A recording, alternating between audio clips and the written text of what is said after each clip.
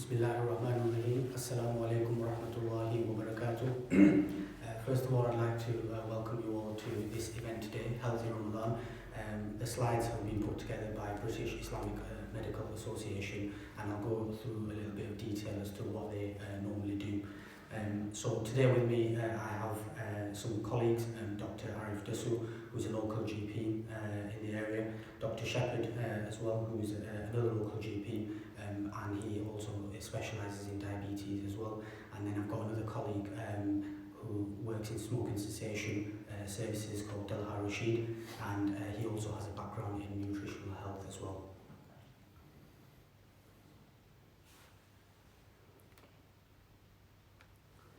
So some of the contents of today's event, I'm just going to talk about the background of Bima, why we're fasting Ramadan. Dr. Dasu will hopefully go through some of that, what are the benefits and risks of fasting, and then my colleague Dr. Shepherd will talk about how we manage diabetes in Ramadan. As we know, that's one of the biggest key areas of concerns of patients, and then some general health and advice which Brother Talha will go into in more detail.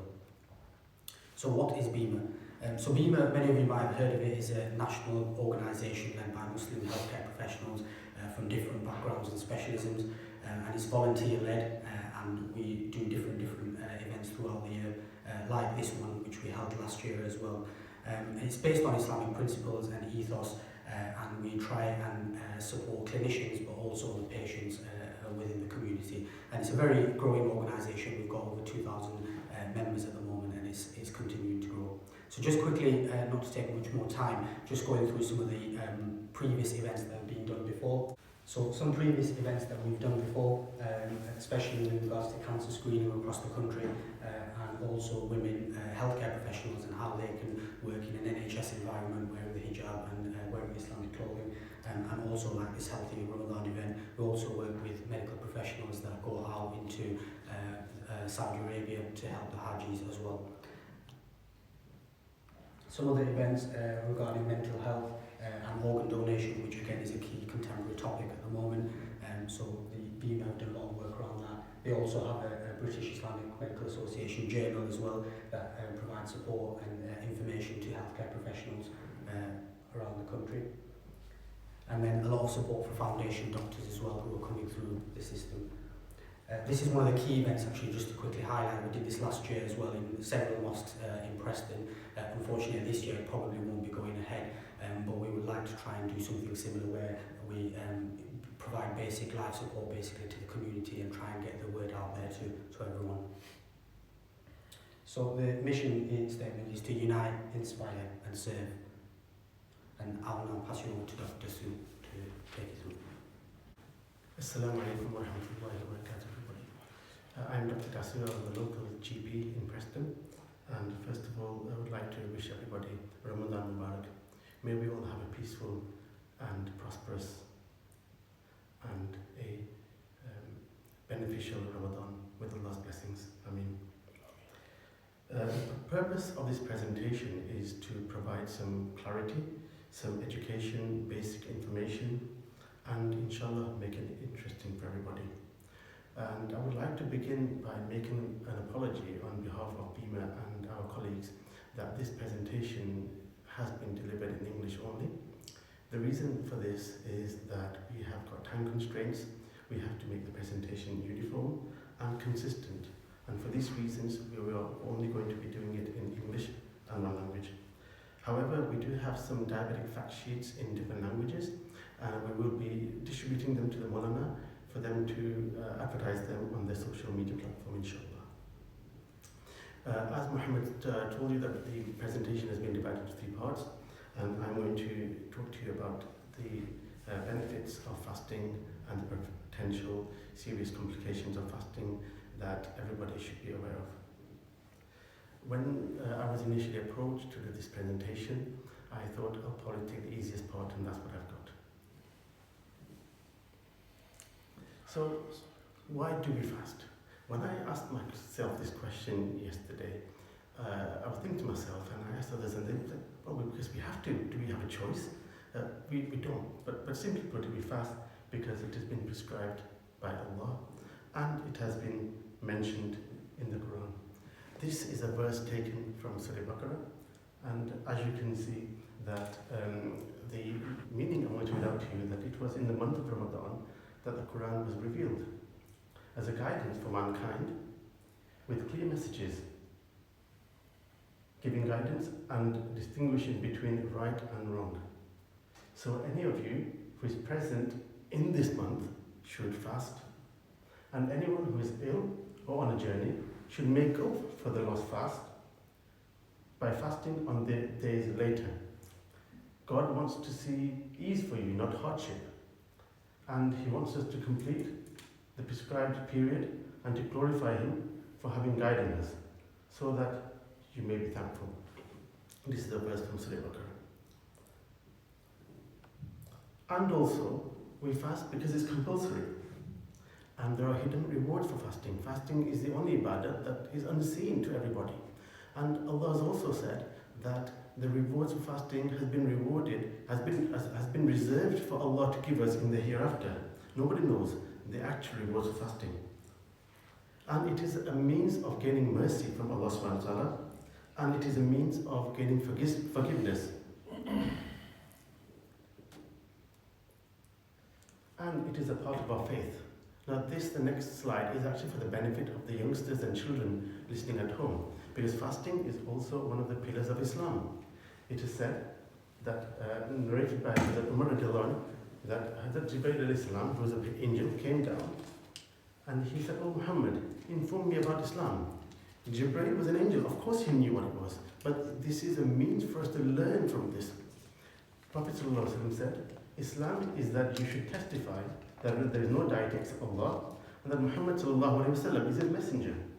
And you should perform salah, pay the zakah, and fast during Ramadan, and perform hajj to the house of Allah if you're able to do so. So it is one of the pillars of Islam.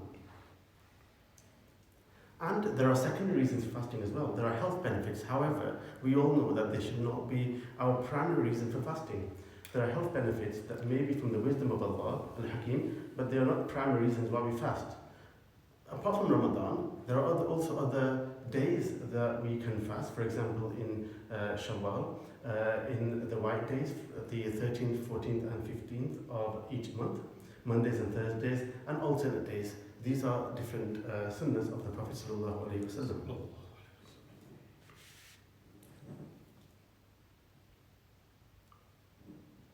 So before we move on, here is a quick disclaimer and something important to note.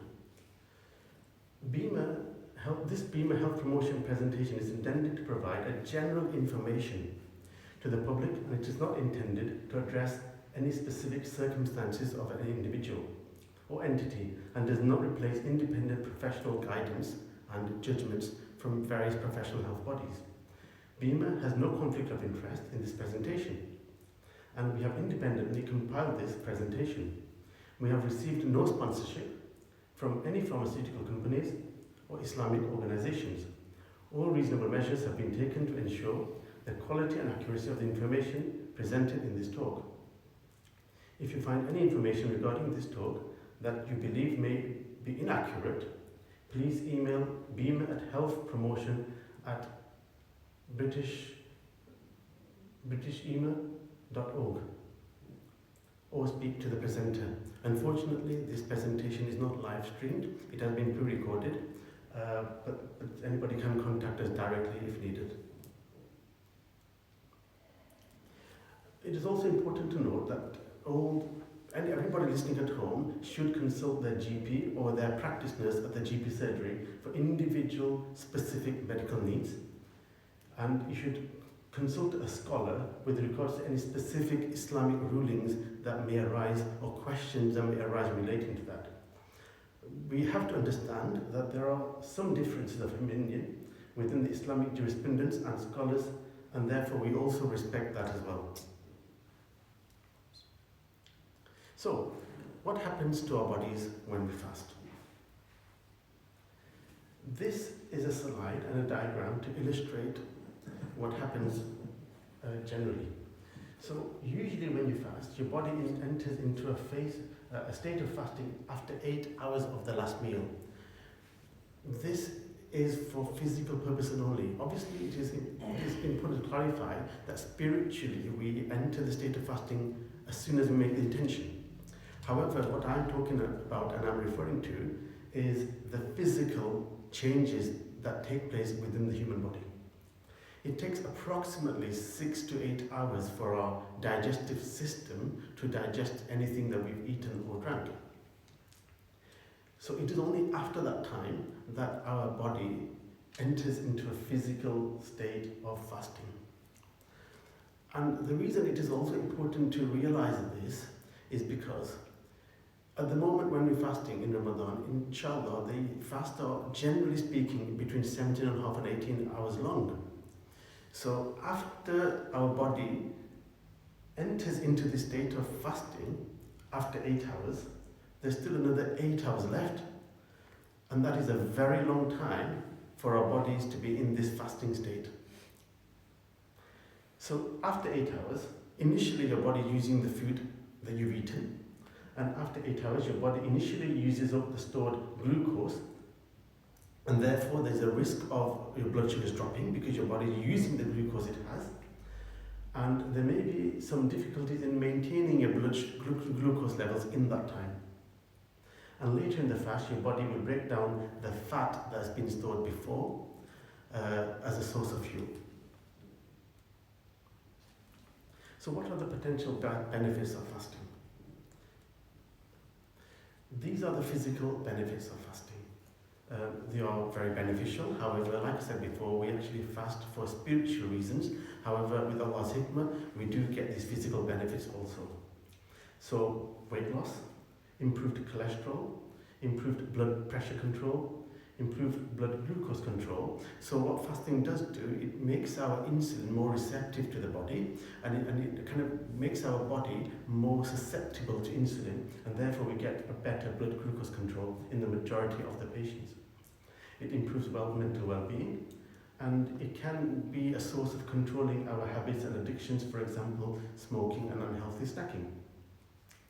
And intermittent fasting for short periods of time, there is a lot of evidence that fasting is very good for that as well. In addition, fasting is very good it's a very good source of detoxification and purifying our body, not just spiritually but physically as well. And it also improves our metabolic function, hence it has these effects. Fasting also improves and reduces the triglycerides and the bad cholesterol that's circulating in our body, and therefore it improves overall cholesterol and improves the good cholesterol that's circulating in our body.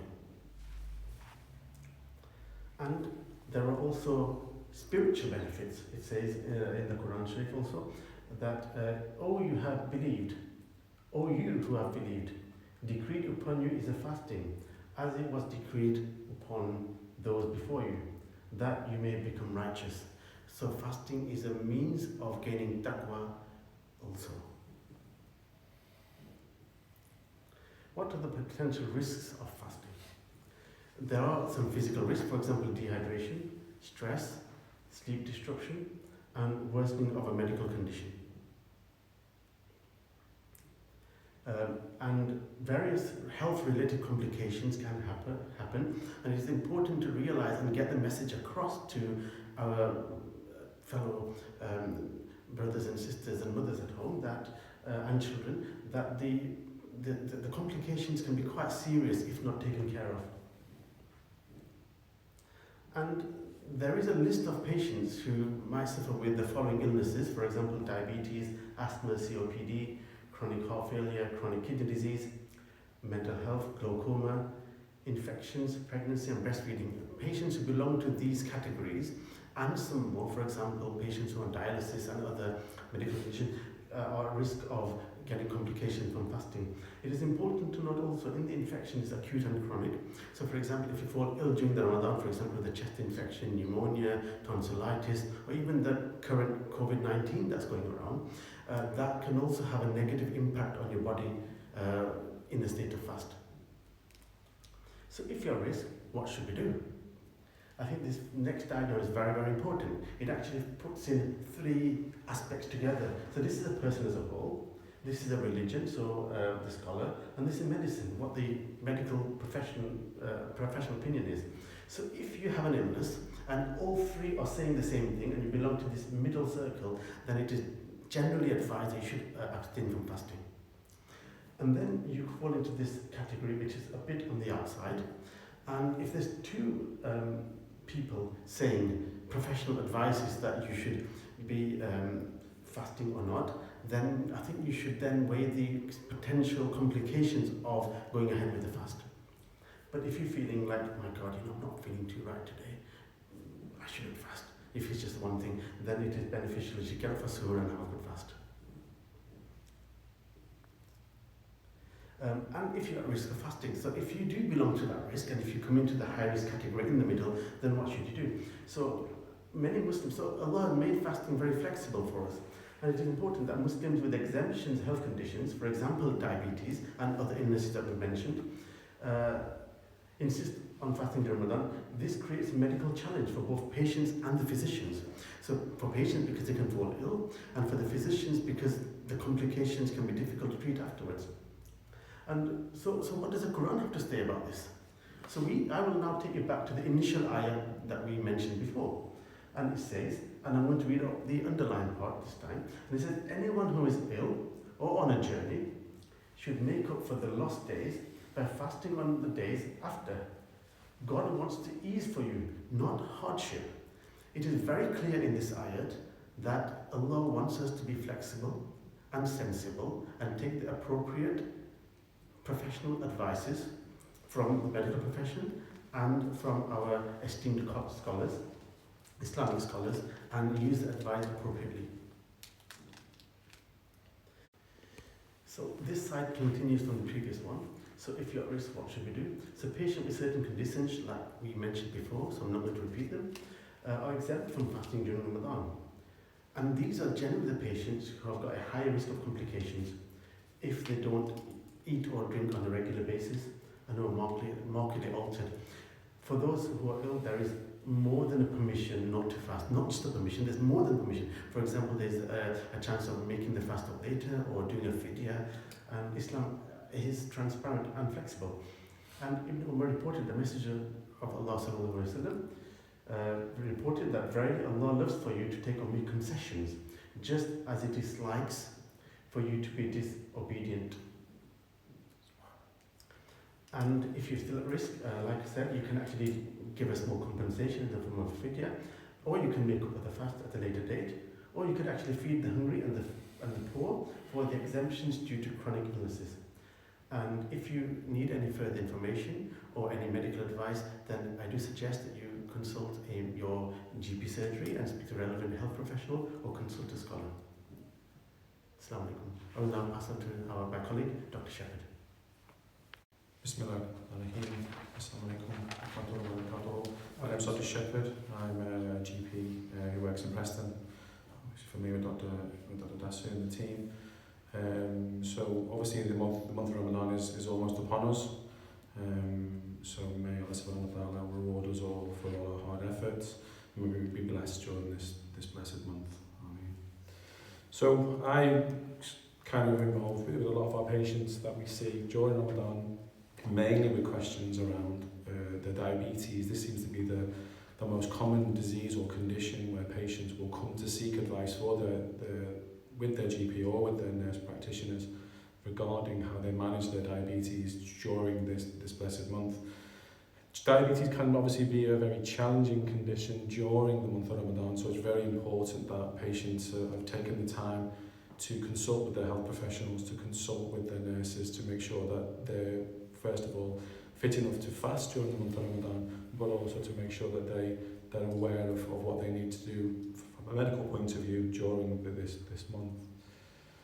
So from a point of diabetes, lots of us will either know patients or people or relatives that have diabetes, or they'll have diabetes themselves. So if you just take it back to the beginning, in terms of diabetes, what is diabetes?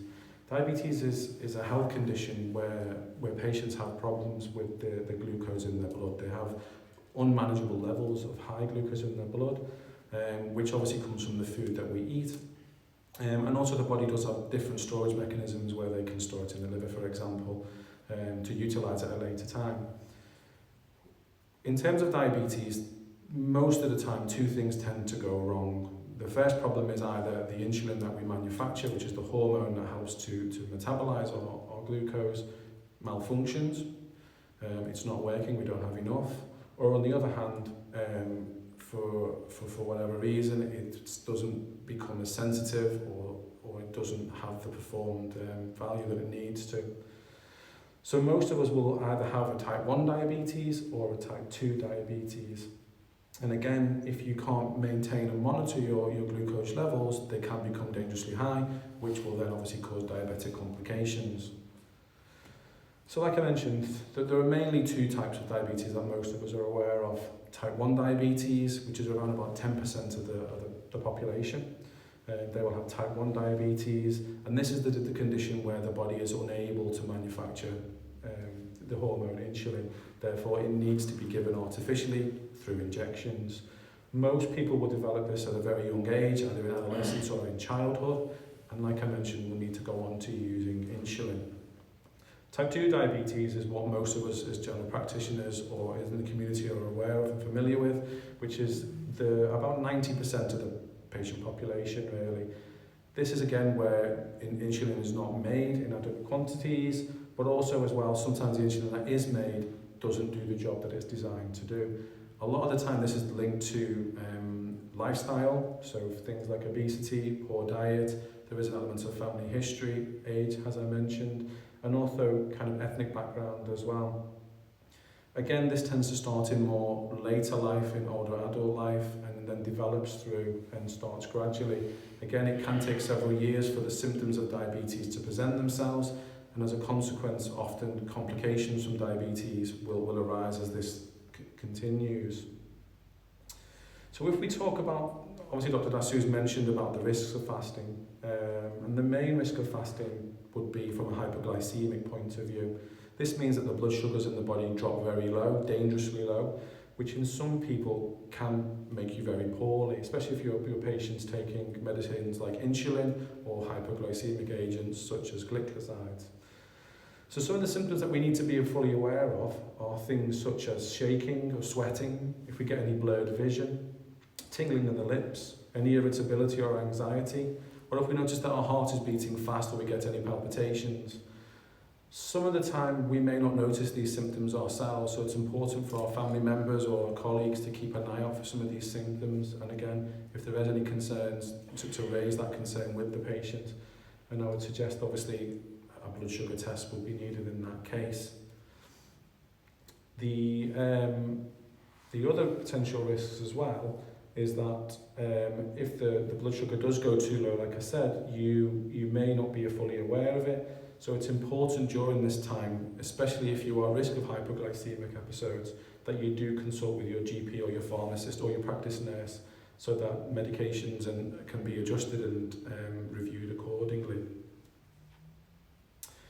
The flip side of low sugars is obviously very high sugars.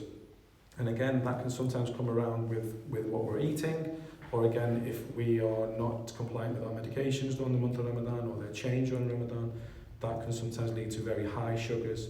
Again, some of the symptoms that you might feel are very thirsty, you may become very lethargic, you may start passing more urine, you may develop headaches, and again, in some patients, often patients that are using insulin, you'll find that your breath may smell a fruity smell, almost like a pear drop type of smell.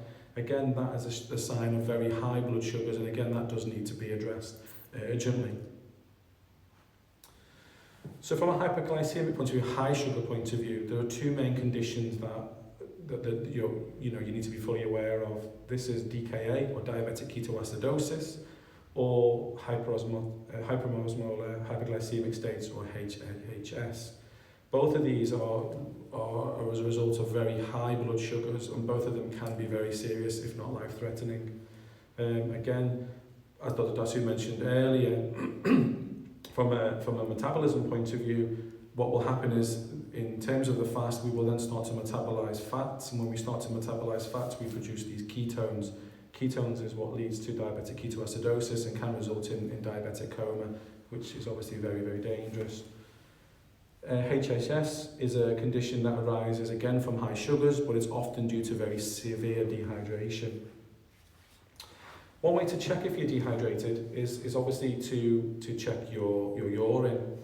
So the chart here just basically shows the colour of our urine. The darker the urine, the more suggestive that we are dehydrated it is. And again, you'll also have other symptoms such as dry mouth, dry lips or skin. You may be passing urine more often, or you may be excessively thirsty. So how do we manage diabetes in Ramadan? I think there's quite a few key steps that we need to follow in terms of managing this. And often we would advise that the preparation starts many weeks in advance prior to Ramadan, maybe 8 to 6 weeks beforehand. Obviously, this evening's presentation is on the, most likely on the eve of Ramadan, so that's not to say that things aren't too late and that we can't still seek advice from our medical colleagues or from our pharmacists to give us advice on how to proceed during this month of Ramadan. As I mentioned, the first challenge is to see your DP, your diabetic nurse, to form a plan during the month of Ramadan. Again, it's important to formulate a plan and also to assess your risks to make sure that you are suitable or not suitable to fast during this holy month. Again, if you are advised not to fast, as Dr. Dasu mentioned, it is worth speaking to the scholars or to your medical practitioners to seek more further guidance. If you are advised that you can fast, medications during Ramadan are really, really important, and it's important to talk to your doctor or your nurse to make sure that you're on the right medications and taking them at the right times. Again, individual medication plans need to be addressed during the month of Ramadan, and all of us are individuals, all of us are unique, and we all will need a slightly tweaked or different management plan during this month. Again, it's important to pay attention to special instructions, such as make sure you take your medication with food, such and such. For all exercise regimes, obviously lots of us are keen to keep fit during the month of Ramadan, and still lots of us will do forms of exercise. Again, it's important to consult with your healthcare professional before you do that. So, if you are advised that you can fast, like I mentioned, it may be good to fast in the days prior to the month of Ramadan, often in Shaban, or like Dr. Dasu mentioned, in the white days, or on Mondays and Thursdays perhaps, just to prepare yourself for the month of Ramadan. It mentions in one of the hadiths by Bukhari that the Messenger ﷺ used to fast until he thought he would never break his fast, and he would not fast until he thought he would never fast. I never saw the Messenger of Allah ﷺ fasting for the entire month except in Ramadan, and I never saw him fast more than he did in Shaban. So if we are advised we can fast, and that would be for quite a lot of us, it's important that you monitor your blood sugars more often during fasting, and often many of us will have a blood sugar monitor. It's important again that if you do feel that your blood sugar is fluctuating, it's important to check your sugar levels to make sure that you're being safe. And again, monitoring your blood sugars helps reduce the complications of diabetes, such as blindness, heart disease, strokes, nerve damage and kidney damage. Again, Dr. Dasu mentioned earlier on about the risk factors and the groups. Again, low risk for fasting during Ramadan is very well blood sugar control, most of our type 2 diabetics. Moderate risk for fasting is our poorly controlled diabetics, and high risk is our type 1 diabetics, or patients that have got very poor blood sugar control or even have needed frequent hospital admissions. So what do you do to end your fast? I think if you're having any symptoms that you're feeling unwell, you need to obviously take your blood sugars, and you need to consult with a healthcare professional as soon as possible. If your blood sugar is less than 3.9, you need to end your fast. And if your blood sugar is higher than 16.7, you need to also end your fast. Also, if you're becoming severely dehydrated, again, that's another reason to end the fast. You should never stop taking your insulin during the fasting either. And again, if this is becoming a problem, you need to speak to your healthcare professional. So there's lots of good advice and guidelines around regarding diabetes. Diabetes UK offer very good support. The Muslim Council of Britain and also DAR, which is an international group, offer very good information as well. and all of this information is based on expert opinion. So just to end on a quote from the Quran. So, take all necessary precautions, prepare and spend in God's cause. Do not contribute to your destruction with your own hands, but do good, for God loves those that do good. So that ends my presentation. So I'll then hand over to Talha. Assalamu alaikum. Assalamu alaikum wa rahmatullahi wa barakatuh. My name is Talha Rashid, and it's a great opportunity to be here, alhamdulillah, in this coronavirus situation that we're in, and to be part of the community and to be a voice for key points that we can bring into our life to improve what we call our health and to improve the chances of having less complications, so that when our health is good, is vibrant, we will be able to perform our ibadah with much more zeal, with much more enthusiasm.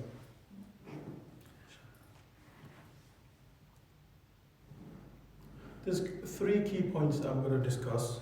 As Brother Muhammad, he mentioned that I do work for the NHS. I've been working for the NHS as a stop smoking advisor for 14 years, and approximately 7 years I've been practicing natural medicine, in which there's cupping therapy, nutritional medicine, and very recently qualified in herbal medicine. And alhamdulillah, I'm studying further to advance my education.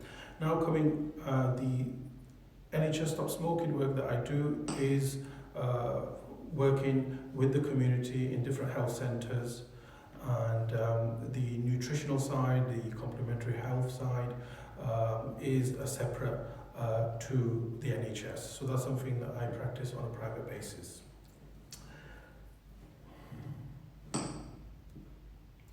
So one of the key things to keep in mind is that in the month of Ramadan, we are eating at Sahari time, Iftari time, and it is at these times that if we consume foods that are high in complex carbohydrates, that are high in good fats, that are high in vitamins and minerals, it will give us the energy and give us a steady supply of energy, so that we have energy throughout the month, throughout the fasting day, so that we can fulfill the fast with as good health as possible.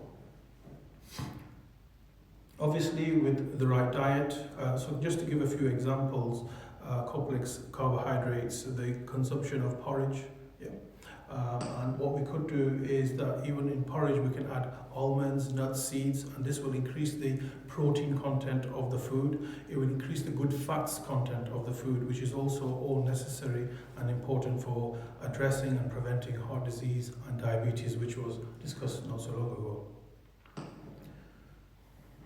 Obviously, when we continue to follow healthy lifestyles, what will happen is it will become easy for us to, as I mentioned before, to lead a life of Ramadan which is fruitful. And obviously, if you look at a healthy Eat Well guide, there is examples of grains, there's examples of vegetables. The vegetables also give us slow release of energy. They give us a lot of vitamins and minerals. A lot of vitamin C is found in vegetables, and also the grains is a form of iron, is a form of steady release of energy. Then we have dairy products like milk and so on, which also gives us coolness to the body in the hot months of hot days of fasting in Ramadan.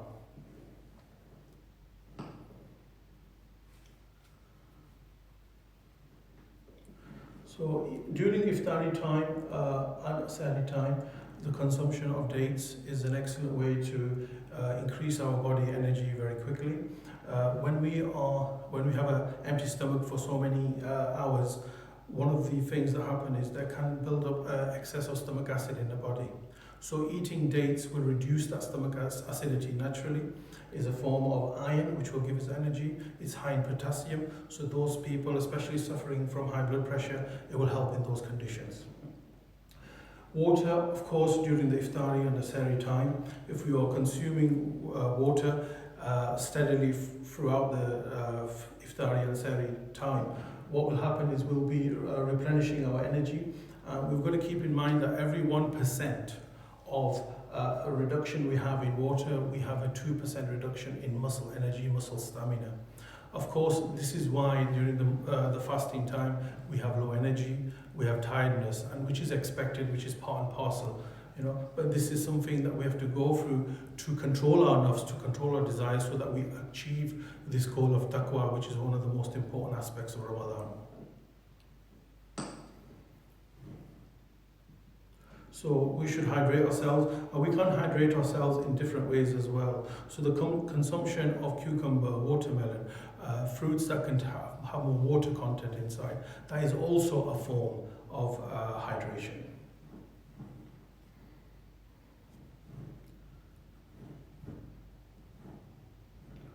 So again, so these are examples of high fiber foods and foods that contain a lot of slow release of energy, wholemeal bread, wholemeal rice, and so these foods will help. So again, I mentioned porridge, so that the foods that we eat, if we have a constant supply of energy, it will make it easy for us to fast.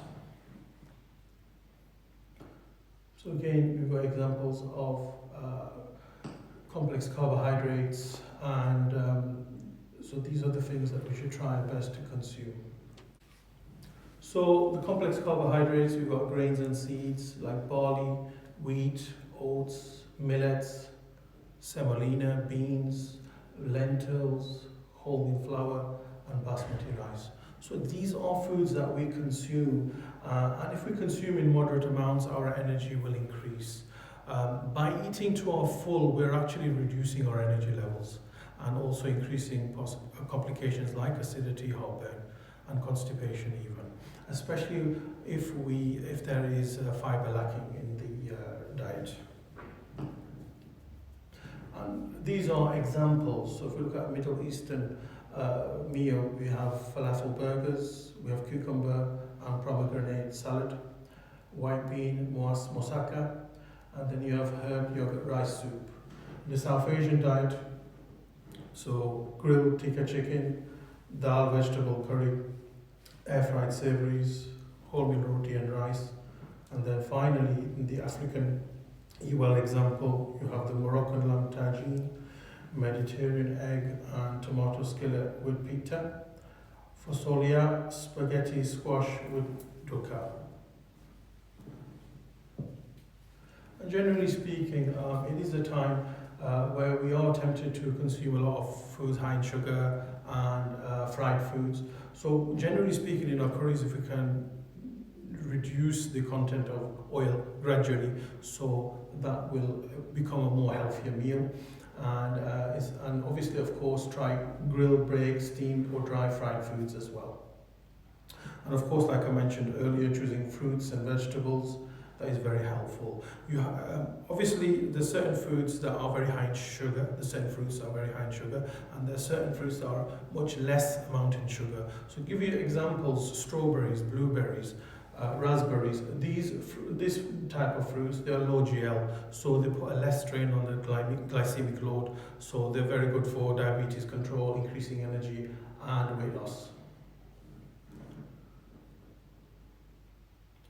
Yes, of course, coffee drinkers, those people who drink a certain amount of coffees a day, ideally, of course, if we could do this a few weeks before, then one option is to reduce the amount of coffee every day, and you can even bring it down to even one cup of coffee a day. Yeah. Because coffee and nicotine in cigarettes,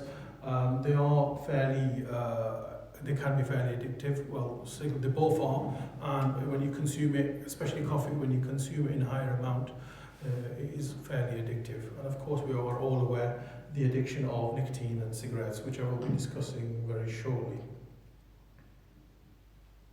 So as I mentioned earlier, certain fruits that contain watermelon, soup, stews, this is also a way of increasing fluid intake and just increasing as much water as practically possible. So of course, at the same time, not drinking too much as well. Everybody's capacity is slightly different. In terms of exercise, the key rule to keep in mind is moderate activity. If we do moderate activity, we can pace our energy levels for other ibadat as well. And some individuals tend to go for a walk just before Maghrib time, just a certain period of time, because they know that very shortly they're going to break their fast and replenish their energy levels. So a moderate amount of activity, exercise, especially good for diabetes, because there's a fact that in the cells we have what we call a GLUT4, and if our cells is not picking up the glucose really well, then by doing exercise, then what can happen is that the glucose can be picked up by the cell, and then increased energy is achieved, as well as a reduction in high blood sugar levels. So moderate activity, the ibadat that we do, this is also included.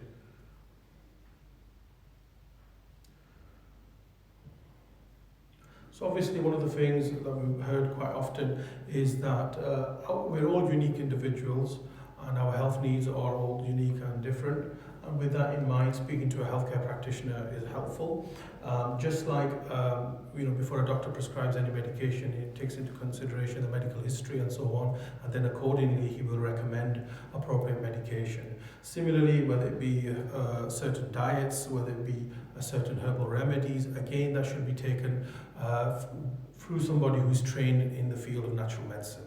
And that way, even though natural medicine is fairly safe, but what we were taught in class was that natural medicine is safe in trained hands. So this is something to keep in mind. Okay, this is something that I'm fairly familiar with. And a lot of people, given up smoking in Ramadan is one of the best times. From Sahri to Iftari, we're abstaining from all foods, water, and of course smokers are also abstaining from smoking. And those individuals who are struggling to fast because of smoking, they can use nicotine patches to help them give up smoking. And by using nicotine patches, it does not break the fast. And this is something, an article that I had written and a TV interview that I did with Dunya News last year, in which I had the approval of our respected scholar, local scholar, Mufti Javed Pathan Sahab, who also, approved this, that using nicotine patches during fasting, it does not break the fast. And it makes it easy to fast, especially for those individuals who get withdrawal symptoms like irritability, mood swings, concentration difficulties. Keep in mind, as we learned earlier, that irritability, mood swings, concentration difficulties can also happen because of dehydration. So as long as we cover every area, we're less likely to have any issues. And giving up smoking, especially in this time where the coronavirus is happening, by giving up smoking, we're automatically increasing our vitamin C levels and our zinc levels, which are both necessary for improving our immune system. Jazakumullah khair. And hopefully, inshallah, everyone will benefit from this talks that we've had today. Jazakumullah khair. So just quickly to finish off with some advice with regards to eye drops, because that's one of the main questions that as pharmacists we often get asked and as medical professionals.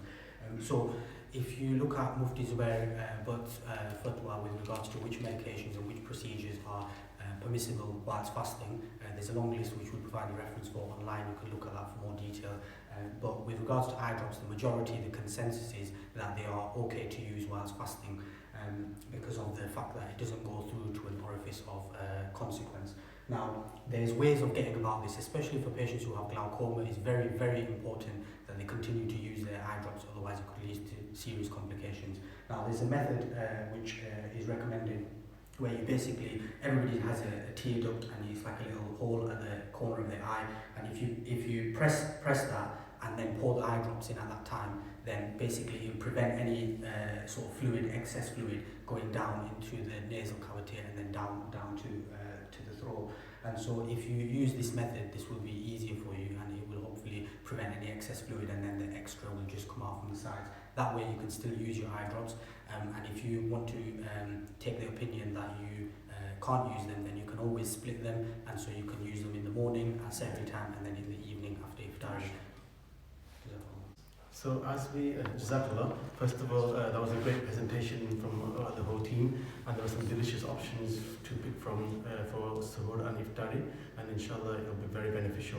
We're going to take some questions. Unfortunately, like I said, this is not a live presentation, so we've got some important questions we want to clarify. So Muhammad, can you ask the first question, please? So the first question is, my blood sugars are generally high. You said to break the fast if over 16. What do I do? Alhamdulillah, that's a very good question. So basically, like Dr. Shepherd said, if your blood sugars are generally over 17, then you should be breaking the fast, or 16.9 is the figure he mentioned. If your blood sugars are generally higher than 17 anyway, then it may not be sensible and medically safe for you to fast. Hence, if that is the case, I suggest you take an opinion from your own GP surgery and practice nurse and ask an ulama. But the complications we mentioned are generally higher in those patients with an uncontrolled diabetes, and therefore their blood sugars can be high. And if that's the case, it is better not to fast. Second question, I am on 3 times a day medication. What shall I do? Generally speaking, the medications for diabetes are taken with food and other medications also. Therefore, you should reduce them to twice a day for iftari and suhoor. Some medications are taken before food, however, they can be difficult to take. And for example, medication for blood pressure, cholesterol and other medication, so they can be taken a bit before suhoor starts, and that can address that. How often shall I check my blood sugars? That's another very good question. You should always check your sugars if you get symptoms of either hypo or hyperglycemia, and the signs were clearly shown before. Also, after 8 hours, your body enters into this physical state of fasting. It might be an idea to check it at 8 hours to see where you are, and also check it if you get symptoms of either hyper or hypoglycemia. How can I access support from the local Stop Smoking service, and is the support that you provide free? You can ring 0800 328 6297. I'll repeat, 0800 328 6297. And you will be given an appointment. And obviously at this stage, all treatment, all support will be provided over the phone. And the treatment is free. However, the medication that you get either prescribed through the doctor, or the nicotine products that we recommend, that we give you a voucher for, that can be taken to the chemist. Well, now what we're doing is we're sending the vouchers to the chemist ourselves, and then they are doing a home delivery. So, alhamdulillah, this concludes our presentation for today, and a special thanks to our other members of the BEMA team at the head office. And I would again like to apologise for this presentation in English. However, if there is a need, which I'm sure there will be, and if there is a time slot available, we're more than happy as professionals to redo this presentation in Gujarati and Urdu. Jazakallah khair.